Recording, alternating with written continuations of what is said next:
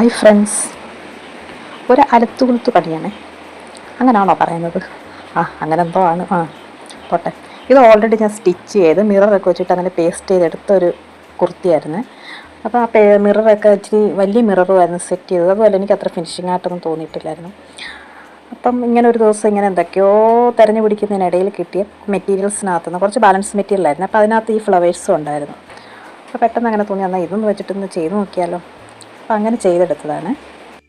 ചെയ്യാൻ തുടങ്ങിയപ്പോൾ വിചാരിച്ചില്ലേ ഇത്ര ഭംഗിയായിട്ട് കിട്ടുമെന്നേ. അപ്പോൾ ലാസ്റ്റെല്ലാം ചെയ്ത് കഴിഞ്ഞിട്ട് നോക്കിക്കഴിഞ്ഞപ്പോൾ കുട്ടിമാമ ഞാൻ ഞെട്ടിമാമ അങ്ങനെ ആയിപ്പോയി. അപ്പോൾ ആ കുർത്തിയുടെ ആ കളറിന് നല്ല മാച്ചിങ്ങുള്ളൊരു കോമ്പിനേഷനും കൂടെ ആയിരുന്നു ആ ഫ്ലവേഴ്സ്. അത്ര എക്സൈറ്റ്മെൻറ്റ് ഉണ്ടാകാൻ കാരണം ഇതൊക്കെ ഒരിക്കലും നമ്മൾ അത്ര പ്ലാൻ ചെയ്തിട്ട് അങ്ങനെ ചെയ്യുന്ന കാര്യങ്ങളൊന്നും അല്ലല്ലോ. അങ്ങനെ ഒരു വേസ്റ്റ് മെറ്റീരിയൽ ആ ഫ്ലവർ കണ്ടപ്പോൾ ചെയ്യാൻ തോന്നുന്ന ഒരു ഐഡിയാസ് അല്ലേ.